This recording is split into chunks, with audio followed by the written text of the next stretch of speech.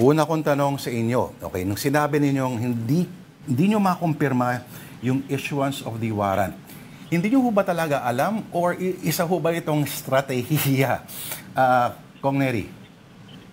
Well, hindi talaga namin na-confirm kahapon. Ngayong umaga lang talaga naman namin na-confirm. At nagkumukontak kami sa mga kilala namin sa ICC, sa The Hague. Wala talagang confirmation. Very confidential talagang ginawa ng prosecutor. And expectedly so. Kasi siguro nag-worry siya na pag ma-confirm yun, baka nga naman hindi bumalik sa Pilipinas. Lalo na nasa abroad si President Duterte during that time. So, yeah, hindi namin na-confirm. At kaninang umaga lang talaga namin na-confirm na nag-issue na ng warrant.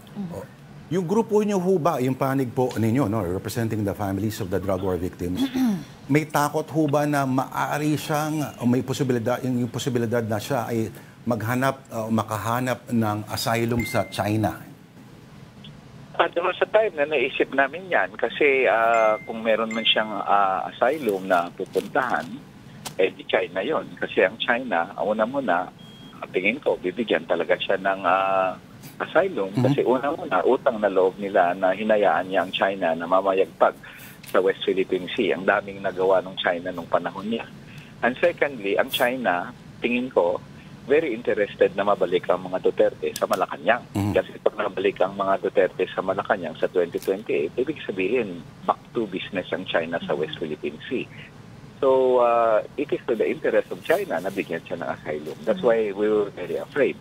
Ang advantage lang doon, marites kasi yung warrant of arrest. Kaya wala nakaka-confirm. So siguro kahit sila President Duterte, akala na rin nila siguro marites din lang yon. So siguro umuwi muna siya after Pilipinas only to be surprised by the issuance of the serving of the warrant of arrest. Attorney Neri Denistan po, kung hindi niyo po ina-expect hindi niyo po ma-confirm kahapon yung arrest, what was the initial reaction though earlier, and were you able to also talk to the families that you're representing? Siyempre, ang pamilya matagal na namin hinihingi ito. So, masaya na at least nakaroon ng konting alila, sa Australia na hinahanap nila para sa kanilang kaanak. Alam mo, Denise, 2018 pa na-file ang kaso. Matagal na nila naghihintay nito, matagal na binidimpan nila. Hindi talaga sila nagkaroon ng paraan forum dito sa Pilipinas na magkaroon ng ustisya ang kaanak nila. Kopya nga lang ng police blotter ay bigay sa kanila Minsan, pwede pa na death certificate. So, paano ka magsampay ito? So, sa kanila, forum lang ang kailangan nila na ma-present nilang ebidensya nila. Kaya matagal nang hinihingi namin sa ICC, ilang pleadings na yung sinabit namin doon na nagsasabi, i-conclude na ang investigasyon at magkaroon na ng trial at mag-issue na ng warrant of arrest. So yan, nangyari naman na, kaya isang tagumpay ito ng paghanap ng hustisya ng mga biktima ng AJK. This is a major victory for the families of the victims in their search for justice. At sana na lang, lubos-lubusan na. Hindi lang po kayo yung nagpapamadali sa investigasyon. Mismong yung hinuli rin kanina, inaresto kanina, sinabi niya sa isang Quadcom hearing, kung naalala niyo po yan, siya yung naiinip na raw siya, dapat daw madaliin.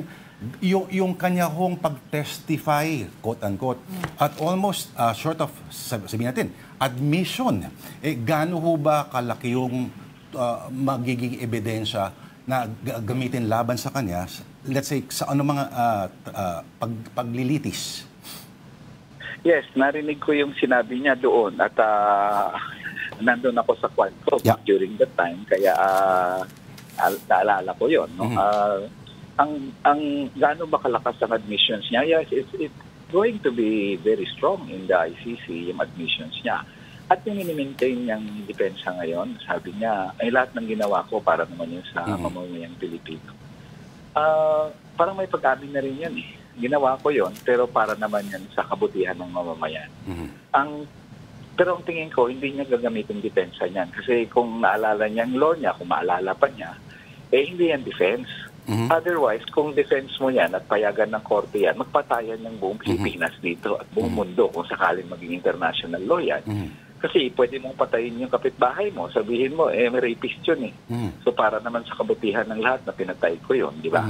Hindi pwede yun. Kasi magmagulo ang lipunan yan pag may ganun tayong Pangalawa, yung intention mo, kung murder, murder yan. Kung ano man yung reason mo for murder sa criminal justice system natin, doesn't matter to the court. The fact is you murdered somebody. Yun naman yun eh. Kung tingin mo, inumpangan niya kasi ako, hindi niya ako binayaran, that doesn't justify killing, di ba? May mga proseso naman tayo dyan. Which leads me to the point, abogado pa naman siya. Alam niya, kung ganun pala ang solusyon niya sa mga bagay-bagay, ba't pa tayo may korte? Ba't pa tayo may abogado? Hindi naman pala tayo pupunta sa korte eh. Kaya in any case, nandiyan na yan, ginawa niya yan. At kami ngayon, bilang isang human rights lawyer, hindi ko ina-advocate na i-violate yung due process rights niya. Kung ano man yung kailangan ng due process rights niya, kailangan niya ng abogado, bigyan siya. Respeto ang due process rights niya. Malungkot lang, ito ay pinagkait niya sa maraming biktima niya. Pero mga biktima niya, walang kadipe-depensa eh. Hindi walang due process rights yun, walang karapatan yun. Hindi niya yung binigyan na pumunta ng korte. Tuki nga siya may warrant eh. Nung panahon niya, walang warrant of arrest yun eh. Talagang EJK niya lang diretso yun eh. Pero sige nga, nandyan na tayo. Dapat naman irespeto ang due process rights niya, pero dapat may trial siya. At yung trial na yon is just a means for the families of the victims na magkaroon ng forum na pinagkait sa kanila sa Pilipinas, magkaroon ng forum sa ICC para malabas nila ebidensya nila at mga hinaing nila. And of course, forum din kay President Duterte na maglabas ng ebidensya niya. Okay. Kung pupunta po tayo sa, let's say, yung sa senaryo po ng mga ICC trials po, ano? Ano po mangyayari doon? Sila ho ba ay, halimbawa, sino po ang tatayong legal defense? Halimbawa naman, if ever, ng dating presidente? Well, ang presidente, of course, mayroon siyang karapatan under the rules na maghain ng kaso sa ICC. O kung gusto niya dito sa Pilipinas, kung gusto niya yan sa isang local court, maghain ng isang kaso sa ICC to question the arrest. At pakikinggan niya ng ICC, very obsessed ang ICC sa due process rights, papakinggan talaga yan. Ngayon, sa abogado, pwede siyang bigyan ng ICC ng lawyer kung wala siyang lawyer. Pero alam niyo, si President Duterte, mayaman yan eh, very powerful yan na klaseng tao, hindi yan mahirap. Kaya nga dati nagreklamo ang mga kaanak ng biktima nung binigyan siya ng abogado, a very expensive international lawyer ng gobyernong Marcos ng 2021. Sabi namin, bakit niyo naman binigyan ng mahal na abogado ngayon, na British?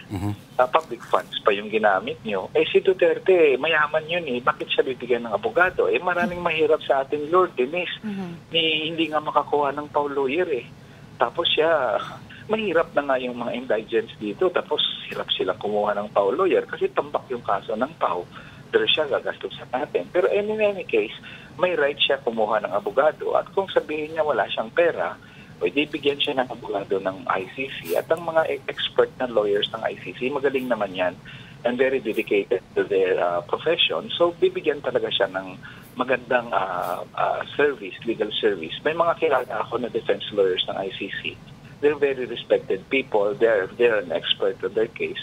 And they will provide him the best lawyers, the best legal service that they can offer. So, yun ang pwedeng mangyari doon sa ICC just in case may trial na mangyayari. And I think may trial na yon because the warrant of arrest has already been issued.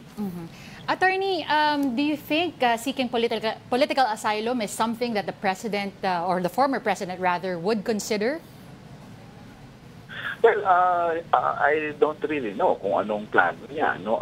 Political asylum, medyo kinabahan kami doon kasi at the time ng rumors, nasa China siya. So, ang China, sabi ko nga, nasa interest ng China na bigyan siya ng asylum pag humingi siya. Unang dahilan ng China nasa interest niya kasi pagpasalamat dahil sa ginawa niya ng panahon niya na pinayagan niya ang China na mamayagpag sa West Philippine Sea. Pangalawa, nasa interest ng China yon na manalo ang Duterte sa 2028. Kasi kung manalo ang Duterte sa 2028, back in business ang China sa West Philippine Sea. So, nasa interest ng China, nabigyan siya ng asylum. Kaya medyo kinabahan kami doon. Kaya lang, dahil marites pa lang ang warrant of arrest at that time, wala namang confirmation, pati siya siguro nagsabi na marites lang yun. Kaya siguro nagulat din siya kaninang umaga. Sinerve ang warrant. yun naman ang siguro ang rason ng ICC. Bakit confidential talaga yung pag-issue ng warrant of arrest? Oh, at mahirap yan, ha? Mahirap pag-maintain ang sikreto sa isang lugar gaya ng Pilipinas where lips are oftentimes very, very loose. Pero maano lang natin, March 2006, no?